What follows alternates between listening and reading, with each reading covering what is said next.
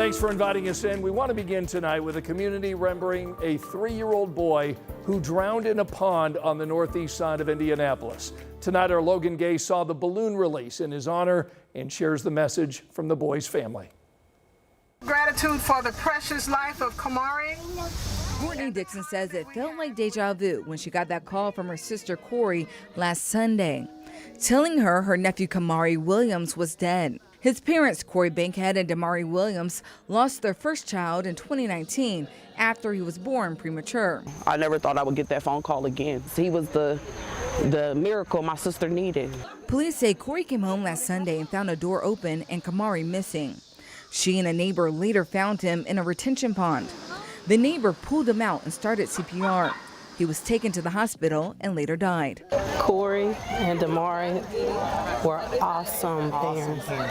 Friday, holding blue, silver, and red balloons, family, friends, and neighbors packed the area across the street from the pond to honor him and to once again grieve as a family. A whole lot of prayer. That's all we can do. And let God do his job. We can't question him. We all here on borrowed time. It's like a nightmare that I can't even wake up from. They say Kamari was the life of the party. And in that spirit, they're focusing on celebrating his life and not his tragic ending. It doesn't matter if you're feeling sad, you're feeling angry, you're having a bad day, you see him, call, in the room, anything. Like he just lit up the room full of life. A life that ended too soon. In a death his family says could have been prevented. I don't know if they could put a gate or something up so this won't happen again to somebody else's family. The family's raising money to help pay for funeral expenses. As they let the balloons go, they're holding on tight to the memories. In Indianapolis, Logan Gay, 13 News.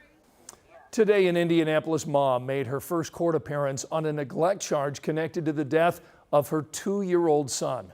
Javarius Bickett shot and killed himself with a gun that he found in his mom's purse. This happened in June in a CVS parking lot.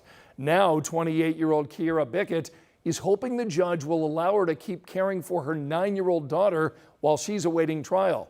The state is asking for a no-contact order with Bickett's daughter because that little girl witnessed the shooting. Where is your child now? She's at school. Okay, is she in your custody right now? Yes. Okay, was there a CPS investigation?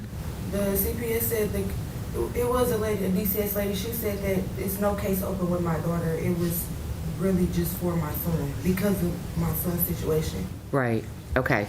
And so there was no further action taken with regard to with your child? No, ma'am. Okay. Tonight, the magistrate is weighing the no-contact order until the next hearing. Bickett is due back in court next month. Tonight at 11, we're getting our first look at the preliminary report from the NTSB about that deadly plane crash in Greenwood. This happened in July. 44-year-old Anto Gwynn died in that crash. Gwynn was a Purdue grad and a certified flight instructor. Now, this report does not say what caused that plane crash, but this map from the agency shows her flight path. Gwynn took off and began a climbing left turn. Less than a minute later, the turn radius decreased before a rapid descent to the right, then the crash. Anto Gwynn was in the air just 90 seconds. Tonight, we want to take a closer look at short-term rental enforcement here in our city.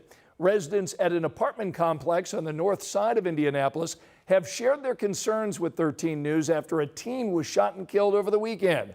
Police believe it happened at a party in a short-term rental at the grounds. Now, since January, people have had to register their rental properties with the city of Indianapolis and then pay a fee. But city leaders say the grounds is not on the list.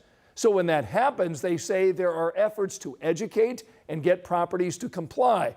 If that doesn't happen, it could mean intervention from IMPD. But Don Olson with the city says it's not feasible to search for every short-term rental here in Indy. So that's where you come in.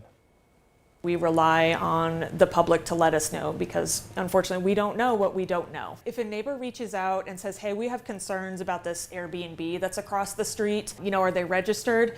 We can look at it and be like, nope, they're not. And then we will immediately contact the property owner. Right now, we're working to find out if the grounds will face any penalties for being non-compliant with that city's registry. New tonight, IPS is now moving forward with plans to sell 2 of its former school buildings. The school district just filed notice with the State Department of Education. IPS leaders now working to sell the former Francis Bellamy School to Voices Corp. That's a not-for-profit serving children. The cost, $550,000. The old Raymond Brandis School will be available to charter schools for just $1.